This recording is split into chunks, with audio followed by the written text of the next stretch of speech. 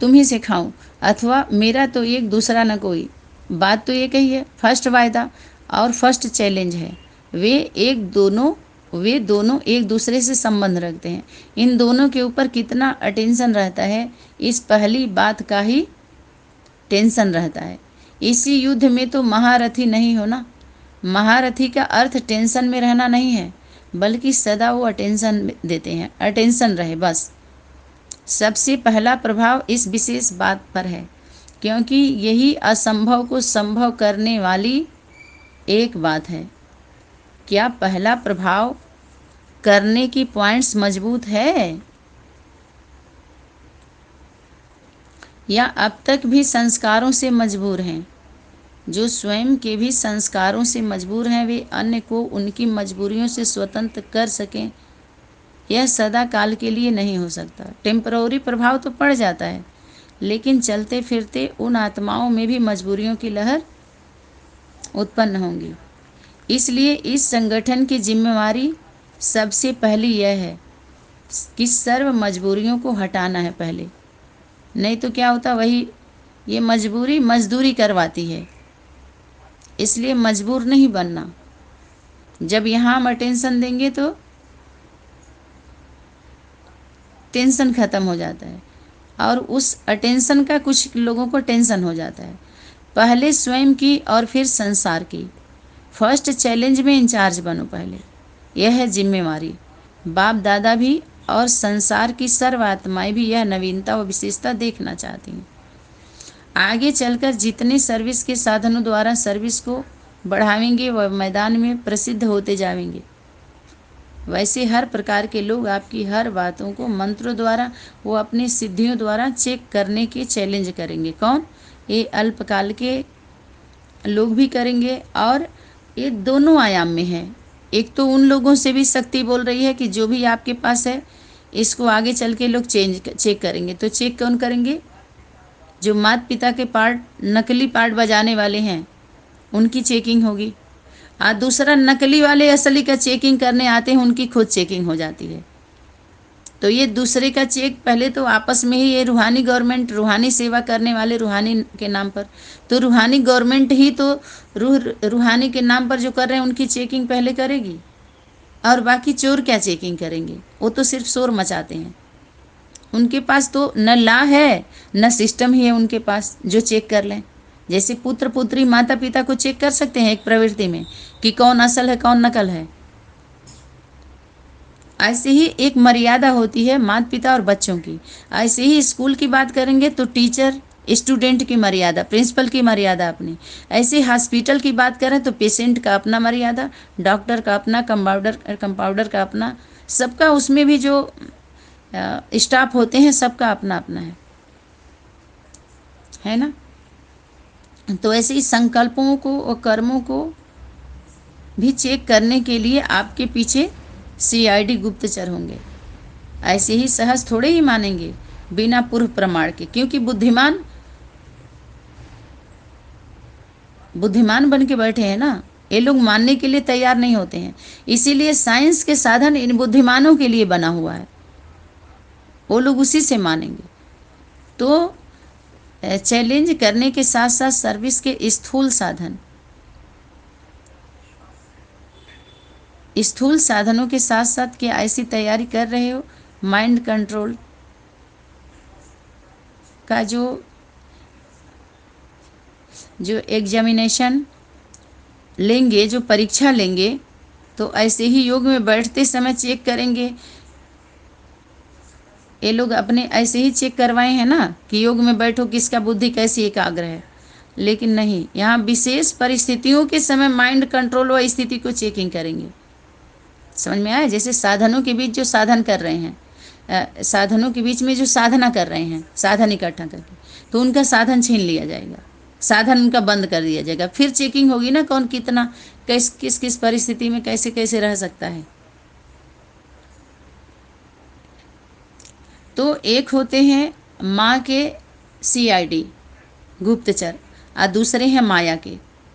दो स्वरूप, तो माया का स्वरूप आप समझ लीजिए, यही बाहरी दुनिया के या जो नहीं मान रहे हैं उनका एक स्वरूप मान लीजिए, और जो माँ के CBI और CID जो उनके स्टाफ होते हैं, तो उनको वो लोग माया कहते हैं, जिसको बोलते हैं अंत में जब हार जाते हैं तो कहते हैं हे विष्णु तेरी माया। जैसे वैष्णवी का रूप विष्णु धारण कर लिए थे ना, तो बोले माया का स्वरूप, तो असुरों के लिए माया हो गई। तो ये माया के CID ऑफिसर कम नहीं होते। तो ऐसी तैयारी करने की जिम्मेवारी व स्वरूप बन सैंपल रूप में आगे आने की जिम्मेवारी इस ग्रुप की है। तो तब तो पांडव की यादगार ऊंची दिखाई है, ऊंची स्थिति का प्रमाण यादगार है। दूसरी बार जब आओ तो इस बात में पास विद ऑनर बनकर आओ, तब कहेंगे पांडव सेना। कितनी बड़ी जिम्मेवारी शक्ति दी है, कैसा स्वरूप धारण करके कैसी सेवा को लेकर हमें आगे आना है, तब पांडव सेना का स्टैंप लगेगा। समझ में आया? तब तो व्यर्थ से क्या होगा, तब उसको कहेंगे स्टॉप। पांडव गवर्नमेंट का उनके पास स्टॉक होगा, तो किसके पास कितना स्टॉक है, कौन सा स्टॉक है, तो प्रैक्टिकल परिस्थितियों के द्वारा उनकी चेकिंग होगी। ये नहीं कि योग में आप 1-1 घंटे 2-2 घंटे आप बैठ जाएंगे। कोई 24 घंटे, अपने सनातनी में तो कितना वो किया गया था, 24-24 घंटे बैठ रहे थे, सो रहे थे, उसी में निराकारी निर्विकारी निरहंकारी का स्टेज दिखा रहे थे। लेकिन यहाँ शक्ति क्या कह रही है, ऐसे माइंड की चेकिंग नहीं, परिस्थितियों की चेकिंग होगी। विशेष आपका जो एग्जाम होगा, जो परीक्षा लेंगे, तो ऐसे नहीं योग में बैठते समय चेक करेंगे कि हाँ, या योग में आप बैठ गए 24 घंटा तो आप पास हो गए, नहीं। विशेष परिस्थिति के समय माइंड कंट्रोल व परिस्थिति जो स्थिति की चेकिंग करेंगे कि आपका कितना माइंड एकाग्र है, कैसे आप हर परिस्थिति को धैर्यतापूर्वक फेस कर रहे हैं, समीप जा करके सामना करके क्या संभाल ले रहे हैं और किस तरह से आप समाधान कर रहे हैं। तब आपको पांडव सेना का उसमें आएगा स्टैंप लग, तब कहेंगे। अभी तो एक ही टॉपिक और एक ही सब्जेक्ट दे रहे हैं, इसको ही एक रस स्टेज तक लाओ तो आफरीन देंगे। सहज है ना? कितने समय से मेहनत कर रहे हो, जन्म से, तो जन्म से पहले ही प्रयत्न में लाने वाली बात है। क्या वह मुश्किल लगती है? जैसे हम लोग जन्मते ही छोटा रूप होता है ना, अपने को हम आत्मा समझे, तो जन्मते ही हमें हमारे अंदर वो स्वरूप आ जाए, तो हम आत्मा जो हमें जन्म देने वाली है, हमसे परमात्मा वो मातृत्व शक्ति है। औरों को कहते हो अपना जन्म सिद्ध अधिकार प्राप्त करना क्या मुश्किल है। जब हम सभी औरों को बोल रहे हैं, औरों को अब तक बोल रहे थे, तो अभी हम क्यों नहीं धारण कर रहे हैं। ऐसे ही ब्राह्मणों का पहला धर्म और कर्म जो है वह करना क्या ब्राह्मणों के लिए मुश्किल है? शक्ति क्वेश्चन कर रही है। मरजीवा बन गए हो ना, या कि मरकर फिर जिंदा हो जाते हो। मरना शूद्रपन से है। शूद्र का उदाहरण कैसे दिया, और ब्राह्मण का उदाहरण, ब्राह्मण का और शूद्रपन का कैसे उदाहरण दे करके शक्ति कौन से स्वरूप को वर्ण करवाती है, जिसको बोलते हैं स्वमान देती है। ये छोटी छोटी बातें, और ब्राह्मण को ऊंची चोटी दिखाया है, ऊंचा स्टेज दिखाया है, ऊंची स्थिति दिखाया है। और फिर ये समझने के बाद फिर क्या हो जाते हैं, समानता इस एक ही शरीर में, फिर वो भेदभाव को खत्म कर दिया जाता है। जब समझ लेते हैं तो अंतर खत्म हो जाता है ना, जो अंतर पड़ा हुआ होता है। तो जीना ब्राह्मणपन में, यह ब्राह्मणों का अलौकिक जीवन है। तो ब्राह्मण जन्म कहाँ से मिला? ब्रह्माणी से। ब्राह्मणों को मुश्किल होता है कि हम ब्राह्मण बने ना, तो अभी हम कौन है? देवात्मा। ब्राह्मण जीवन के जी दान का आधार कौन सा है? जो उर्ली मुरली का सार आ रहा है, ये मुरली नहीं जो लिखा हुआ अभी हमारे सामने आ रहा है, जो पढ़ रहे हैं सभी लोग, आप पढ़ा रहे हैं। ओरली को मुरली कहा जाता है। ये तो 4th क्लास हो गया, इसको उठाएंगे होमवर्क को। तो ओरली को मुरली कहा जाता है। और जो ऑडियो वो जो ओरली है, डायरेक्ट ओरली, वो मुरली है। और जो रिकॉर्डिंग हो गई वीडियो वो क्या हो गई, 2nd क्लास हो गई। ऑडियो हो गई 3rd क्लास, और जो लिखा गया वो 4th क्लास हो गया। तो जो मुरली है, जो सार आता है ओरली से, वही आधार है हम बच्चों का। जो तो अब तो प्रैक्टिकल आ जाता है तो उद्धार ही हो जाता है, तब तक हम आधार लिए होते हैं। तो जी दान का आधार अच्छी तरह से स्नेह से प्रयत्न में लाते हो, नियम प्रमाण नहीं। अगर नियम से चलेंगे तो समझो ज्ञान, जैसे बुद्धि चला रहे थे उद्धव जी, उधम मचा रहे थे, तो नियम बना लिया है ना सभी लोगों ने। ये मुरली ऐसे ऐसे योग करना सुन लिए और सभी लोग नियम प्रमाण अपना आना जाना कर रहे हैं। तो वही शक्ति कह रही है कि जो जी दान का आधार अच्छी तरह से स्नेह से व्रत में लाते हो, या नियम प्रमाण, नियम प्रमाण नहीं, लेकिन जी दान का आधार समझ लिया, जन्म जिससे हमको मिला तो उससे स्नेह होता है ना। पहले जन्म देने वाला कौन होते हैं, माता पिता, तो जीवन वही देते हैं, जन्म के बाद जीवन जीते हैं स्नेह से, प्रेम से। तो जी दान का आधार समझ स्नेह रूप में स्वीकार करते हो। स्नेह होता है ना हमारा, जितना स्नेह जी दान से होगा उतना ही स्नेह जीवन दाता से होगा, जीवन दाता और जीवन दात्री से। शक्ति क्या बोल रही है, अगर मुरली ओरली से प्रेम है और माता पिता से ना हो, माता पिता से प्रेम है और उसके ज्ञान से ना हो, तो वही बाबा को तो मानते हैं, बाबा की नहीं मानते। तो वही शक्ति बोल रही है कि जितना उससे प्यार होगा, ऊपर बताया गया ना जो सार है, आधार है हमारा, तो ऐसे ही जीवन दाता से, ऐसे ही स्नेह अन्य आत्माओं को भी सदा स्नेही व निर्विघ्न बना सकेंगे। नहीं तो हम विघ्न उत्पन्न करेंगे, विघ्न बनेंगे अपने संगठन परिवार में, विघ्न स्वरूप बनते जाएंगे। अब ऐसे आधार रूप समझ सबके आगे उदाहरण रूप बनो, यह भी जिम्मेवारी है। पांडवों के मुख से चलते फिरते की रूह रिहान व चर्चा कम सुनाई पड़ती है, गोपियों के मुख से मुरली की चर्चा अधिक सुनने में आती है। क्यों? आपस में ज्ञान की चर्चा करना, यह तो हम भाई बहन अष्टदेव अष्टदेवियों का ये कर्तव्य है, आपस में हम कर रहे हैं। तो जिस बात में जिनकी जो लगन होती है, उनके लिए समय की कमी कभी नहीं हो सकती। अगर हमारा प्रेम होता है तो कोई कहे हमें क्लास का समय नहीं है, या हम यहाँ चले गए, वहाँ चले गए, ऐसे चले गए, वैसे चले गए, नहीं, कोई भी परिस्थिति हो।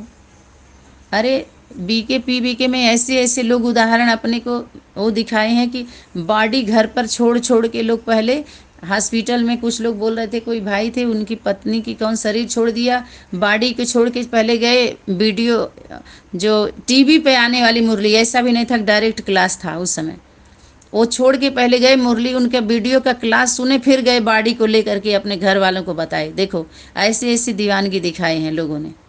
आज जब प्रैक्टिकल पढ़ा तो सब फेल जा रहे हैं। देखो, तो इन दो बातों पर ध्यान रखो, एक तो है प्योरिटी, दूसरा जी दान का महत्व। सूक्ष्म साधन के लिए अलग समय की आवश्यकता नहीं।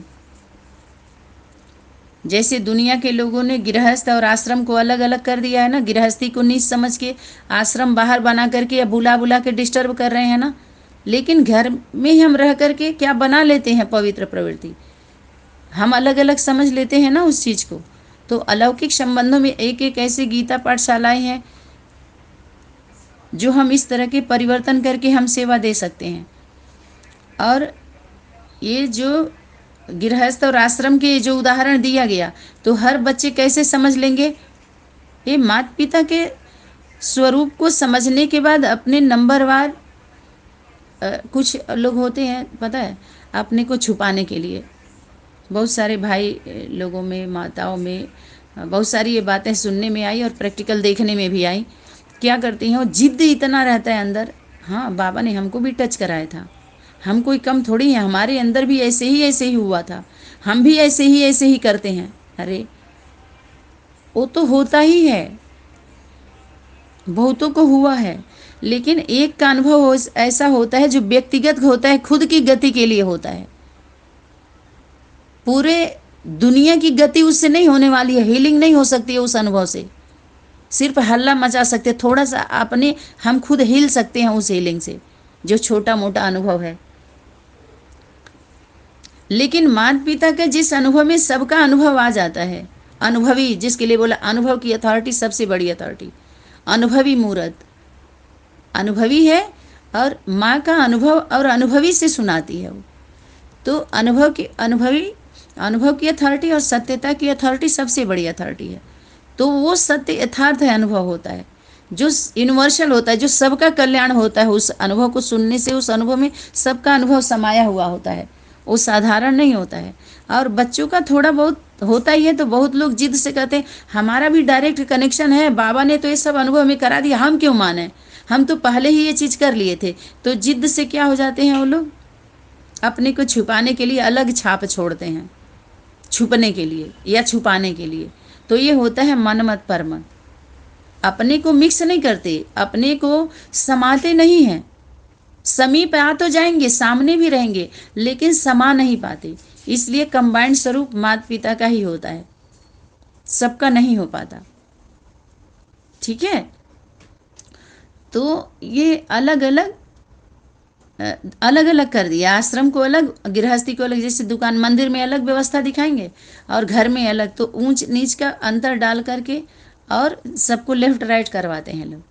तो आप लोग दोनों को मिलाकर एक कर देते हो, और वो लोग गृहस्थी आश्रम ऐसे अलग अलग कर देते हैं। तो ये माता पिता के द्वारा प्रैक्टिकल पार्ट इसमें पहले बचता है, तो सभी अंतर समझ जाते हैं। तो हर गृहस्थी प्रवृत्ति, जो गृहस्थी वाले हैं वो पवित्र प्रवृत्ति से जब कनेक्शन जुड़ता है तो करेक्शन करके और लाइट माइट का अपने घरों में भी ये सुविधा ले लेते हैं अपने अंदर भी। तो वैसे ही स्थूल और सूक्ष्म साधनों को अलग अलग करते हुए, अध्यात्म को सूक्ष्म कहा जाता है ना, और जो स्थूल है दिखाई दे रहा है, जो हम स्पर्श कर सकते हैं, प्रयोग में ला रहे हैं, लेकिन हम बुद्धि को स्पर्श नहीं कर सकते। बुद्धि समझने का विषय है। हम सब्जी को स्पर्श कर सकते हैं, स्वाद को नहीं कर सकते। स्वाद टेस्ट जब खाएंगे तभी पता चलेगा। हवा को हम पकड़ नहीं सकते, हवा हमारे बदन को छूता है तो पता चलता है। तो सूक्ष्म जो विषय है उस सूक्ष्म में समझिए, जो स्थूल प्रैक्टिकल का विषय है वो प्रैक्टिकल से। तो सूक्ष्म साधनों को अलग करते हो, इसलिए प्रत्यक्ष फल नहीं मिलता है। दोनों ही साथ साथ होने से प्रत्यक्ष फल देखेंगे। वाणी के साथ साथ मनसा चाहिए। मनसा क्या है, सूक्ष्म है, और वाणी भी सूक्ष्म ही है, लेकिन प्रैक्टिकल दिखाई देता है, मुख से हम बोला जाता है। लेकिन मनसा जिस संकल्प आता है वो दिखाई नहीं देता है ना, वो सूक्ष्म है। और कर्म के साथ साथ भी मनसा चाहिए, क्योंकि अभी लास्ट टाइम है ना। लास्ट टाइम में जो भी श्रेष्ठ अस्त्र शस्त्र होते हैं वे सभी यूज किए जाते हैं। अगर यह सब पीछे करेंगे तो टाइम बीत जाएगा। जब अष्ट शक्तियों को साथ साथ सर्विस में लाओगे, तो अष्ट शक्तियाँ कौन हो गई, अष्टभुजाएं माताएं, तभी अष्ट देवता प्रसिद्ध हो जाएंगे। तो वो भी प्रसिद्ध हो जाएंगे, अर्थात स्थापना का स्वरूप स्पष्ट दिखाई देगा। ऐसे नहीं कि पहले स्थूल करके पीछे सूक्ष्म करेंगे। तो सूक्ष्म रीति से ऐसे समझिए, बच्चे सूक्ष्म छोटा रूप होता है ना, बच्चों का एक समय आता है, माता पिता का एक समय रहता है, छोटा स्वरूप रहता है। जब वो उनका साकार स्वरूप बड़ा हो जाता है तो बच्चों को छोटा रूप में दिखाते हैं। तो वैसे ही मनसा का निराकारी, वाचा का आकारी और कर्मणा का साकारी। आकारी, निराकारी, साकारी, ऐसे ही ये तीनों स्वरूप को समझने का होता है। निराकारी बाप, आकारी बच्चे, साकारी माँ। ऐसे ही मनसा पिता, वाचा माँ और कर्मणा बच्चे। ऐसे ही ये समझने का है अनेक स्वरूप में बस। और समझाते हम तब तक हैं जब तक हम उनको नहीं समझ जाते हैं। जब जिसको हम समझा रहे हैं जब उसको समझ जाते हैं तो समझाना बंद हो जाता है। ऐसे ही धीरे धीरे जो समझाने का एक क्लास चल रहा है, जब तक इसमें से जब वो आत्माएं क्लियर हो जाती हैं, निकाल दी जाती हैं, इसमें से निकाल ली जाती हैं, सेलेक्ट कर ली जाती हैं, तो धीरे धीरे वो भी सेवाएं समाप्त होकर फिर वो लोग करते हैं सेवा। वो अष्टदेव अष्टदेवियों को फिर जिम्मेवारी मिलती है, वो लोग करते हैं। उसको आप ले लीजिए वरिष्ठ भाई बहन। ठीक है, अष्टदेव अष्टदेवियों में बताए ना कि अगर क्लियर हुआ तो फिर वो दूसरा रूप हो जाएगा। तो ये हो गया आपका आज का क्लास, जो क्लास चलना था और वो बाप दादा के उस पर क्लास चल गया था। तो ये हो गया। और एक राजा उसे कहेंगे जो अपने ऊपर कम खर्च करे और प्रजा के ऊपर ज़्यादा ध्यान दे, ज़्यादा लगाए। कल पिताजी क्लास करा रहे थे। पहली बात। दूसरी बात पिताजी के द्वारा आया कि घर का हिसाब हमें गवर्नमेंट को नहीं देना है। जो भी इसके पहले जो सेवाएं का वो बन रहा था ना, और न ही विदेशी विधर्मियों को देना है। जो विपरीत कारण, जो अधिकारी और कर्मचारी या राज्य अधिकारी समझिए, वो इस तरह के हिसाब जो हमारे लौकिक हमारे घर का हिसाब होता है वो हम बाहरी दुनिया को नहीं देते। तो इस तरह के और भी सारे होमवर्क हैं जो हम सभी के बीच में आने वाले हैं। ठीक है। ओम सनातनी शांति। धन्यवाद।